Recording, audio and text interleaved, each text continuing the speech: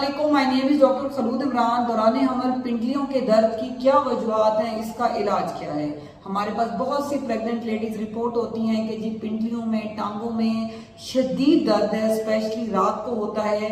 और इसकी क्या वजूहत हैं, याद रखें कि जब भी काफ मसल्स, हमारी जो टांगे हैं, लोअर लेग हैं, पिंडलियां हैं, इवन के होल लेग्स हैं, जब वो दुखती हैं तो उसकी ज़रूर कोई ना कोई वजह होती है, जिसमें टॉप और most common during pregnancy calcium और विटामिन D3 की कमी है।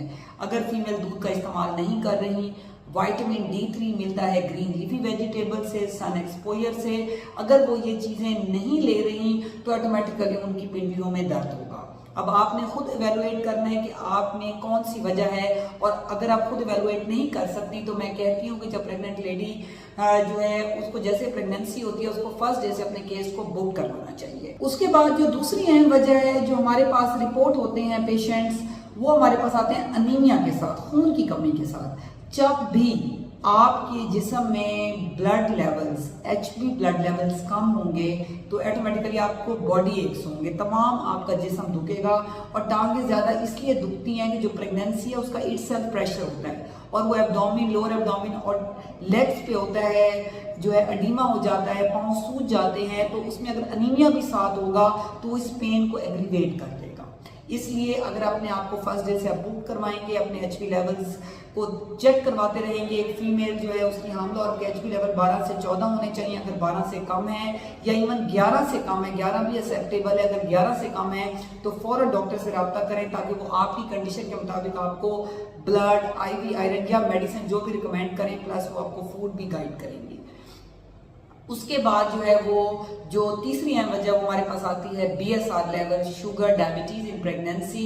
कि अगर औरत को पहले से शुगर है या उसको दौरान हमल जेस्टेशनल डायबिटीज हो गई है तो उसकी वजह से पेरिफेरल न्यूरोपैथीज जो है, जो नर्व्स हैं वो उनकी न्यूरोपैथी हो जाती है, तो वो इफेक्ट हो जाती हैं तो ऑटोमेटिकली पेन करती हैं।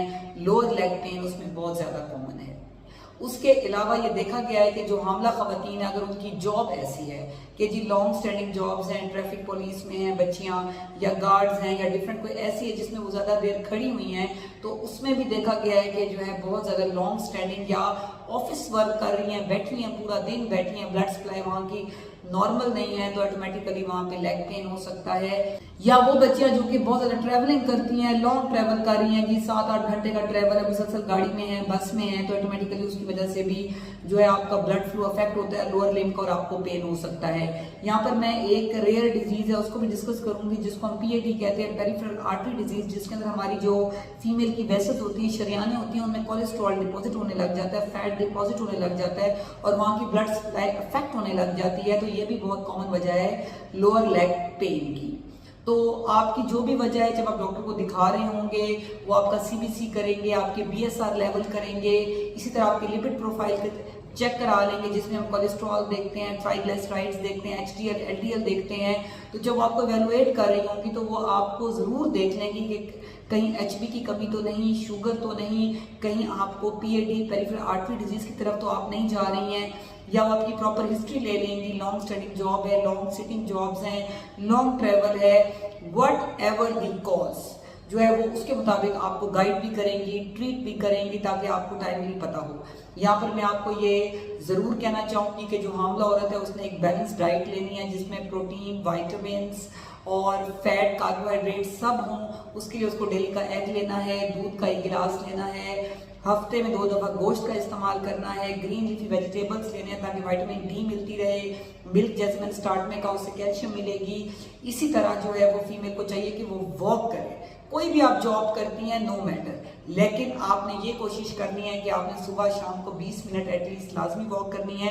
अगर आपकी बहुत लॉन्ग सिटिंग जॉब्स है, आप बैठी बैठी हैं तो पाँव के नीचे आप स्टूल रख सकती हैं। अगर आपकी लॉन्ग स्टैंडिंग जॉब्स हैं तो आप वहाँ पर भी बीच में ऑफ एंड ऑन बैठती रहें, और लॉन्ग ट्रैवल से तो आप अवॉइड कर सकती हैं, उससे आप अवॉइड करें। ताकि जो है आपको जो सीवियर लेग पेन है, जिससे आपको नींद नहीं आती, लेग क्रैम्प्स हैं, ताकि जो है वो आपको कम से कम हो। प्रेगनेंसी नो डाउट एक टफ जर्नी है, तो उसके अंदर जो है वो फीमेल जो है नो डाउट पेन में होती है, लेकिन अगर आप इन चीज़ों का ख्याल करेंगी तो आपकी एक हेल्दी प्रेगनेंसी होगी। अब जैसे कि मैंने यहाँ पे डिस्कस किया कि होम रेमेडीज में आपने अपनी फूड को कैसे बेटर करना है, इसी तरह अगर आपको सीवियर लेग पेन है और आप घर पे हैं तो आपने सबसे पहले लेग को एलिवेट करना है ताकि जो आपका पेन है वो रिलीफ हो जाए, अगर स्वेलिंग है तो वो कम हो जाए। आपने लेग एलिवेट करनी है।